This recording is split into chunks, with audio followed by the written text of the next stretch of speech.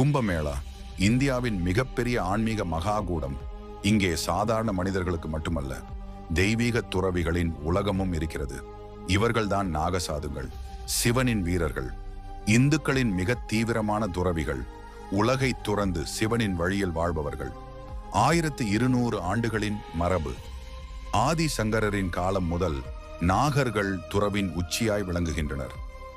நாகம் என்ற சொல் நிர்வாணம் அல்லது பாம்பின் ஆன்மீக சக்தியை குறிக்கும்.